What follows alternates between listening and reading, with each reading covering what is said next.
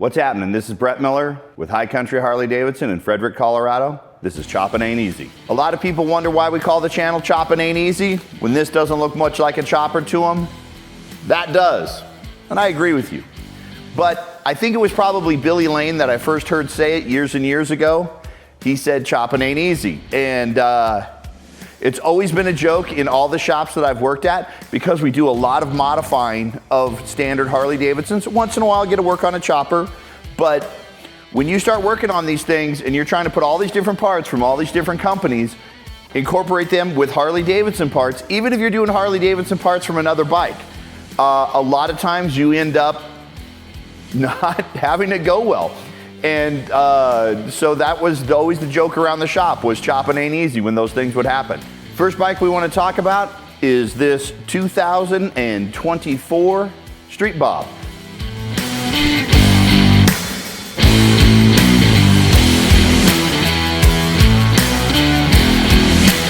This started off as just your standard billiard gray Street Bob that you can buy right off the showroom floor. We brought it back here, took it apart, went to town. The paint job is probably the first thing that people notice when they see the change from the billiard gray. I always thought these bikes kind of look like Dynas size-wise, you know, wheel and tire-wise, all that. And so this paint job was actually stolen from a 2005 Dyna Lowrider. It's called Lava Red Sunglow and Vivid Black. And I did find a company that reproduced the graphic for the side. This bike was actually painted at Gunslingers by John Ward, the gentleman that runs the place there. He was nice enough to do this paint job for me, and it just could not be nicer. And yeah, everybody's been really impressed. So the gas tank and the front fender are from the stock bike. He sanded those down and redid them. The front fairing is a Saddleman unit. Kind of looks like an 80s FXR fairing, but much smaller. I thought proportionally worked better on this motorcycle. The rear fender, we did go with one that looks more like a Dyna. I'll get more into that in a little bit. But yeah, the paint job is what people notice first, and it is stunning. Going to go over a few of the specifics on this particular motorcycle. As I stated in the beginning, it does have a Saddleman made front fairing that is kind of a reproduction-ish of a FXR fairing, just on a smaller scale. Thought it fit this bike's proportions better. You can see we also got rid of the fork boots that Harley likes to put on these models. I thought they looked pretty dirt bike-ish and I wasn't a big fan. Those top caps, I believe, are made by Arlen Ness. And then we move to this side. You can see a throwback to my chopper days with the S&S air cleaner. I put that on, well, I've got it on all my Harleys. I really like it, and I think it kind of looks, you know, pretty old, you know, carburetor-wise. It's got a Bassani 2-in-1, which is actually a compliant pipe. There is a different camshaft in this bike. It's the Harley-Davidson high horsepower camshaft with fueling tappets. I put fueling tappets in everything I've got. Also did the black pushrod tubes and the black tappet covers, along with the thrashing parts down there. Yeah, you've got the Apex mini floorboards along with the thrashing rear brake arm and brake lever, along with their cover for the master cylinder. As you move back, you will see that it also has Thrashin escape bags. That's kind of their medium-sized bag for this bike. You can get a smaller version, you can get a little bit larger version with the Saddleman step-up seat.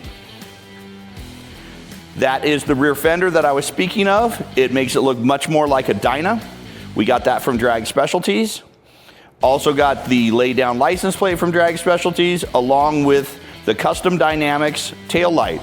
So that tail light allows us to get rid of the turn signals, and they're all integrated into that tail light.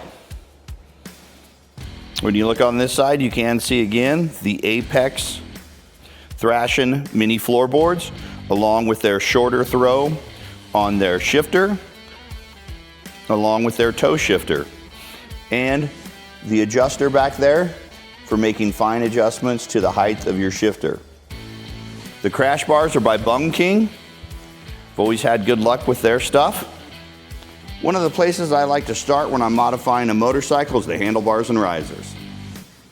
This checks a couple different boxes: style, as well as fitment for the person on the motorcycle. These particular risers are Thrashin 8-inch risers. We did use the Thrashin top clamp so that we could reuse Harley-Davidson gauge cluster. Thrashin also sends along those nice looking ARP bolts. We used their clamps as well, which did come with the ARP bolts. We utilized some adjustable levers so it would fit my wife's hands better, along with the Thrashin mid-bend bars in stainless steel. When we put a riser setup on like this, we like to use polyurethane or aluminum riser bushings to make sure you have a very positive feel when you turn the handlebars and you can really feel connected to the road. I've also included a handlebar bag for her. I took it off for this shot. I will show you that here in a moment. So this is the Thrashin handlebar bag. I put it back on so you could see. But from usefulness, you know, hold your keys, cell phone, maybe a pair of gloves, stuff like that. They're pretty nice to have on there. Thrashin offers many different colors and many different sizes to go with just about any bike. We were speaking about the Codlin tiny little turn signals in the front. So you can still have turn signals. It's got the running lights. And then when you look in the back, the custom dynamics integrated. So it works out pretty slick. Over the years, High Country Harley-Davidson has been known for a lot of different race outfits. We've had Bonneville salt flat bikes, we've had drag racing bikes, we've had Pikes Peak hill climb bikes. People think a lot of the high performance has gone away because of the compliancy. This pipe is compliant, the cam is compliant, even the S&S air cleaner that I have on there is compliant. A lot of people say they don't want that, but what they don't know about these Milwaukee 8s, generally speaking, if you look in the fine print of any of the guys who put out huge horsepower numbers, the pipe that they tested it on, that they're showing you the numbers, A, had carbon fiber wheels, that helps on the dyno, and B, they had catalytic converters in them. They seem to run just a little bit better that way. And we're all not trying to lose our jobs, so it just kind of is what it is. But I'm gonna start this one real quick so that you guys can hear how good this pipe sounds.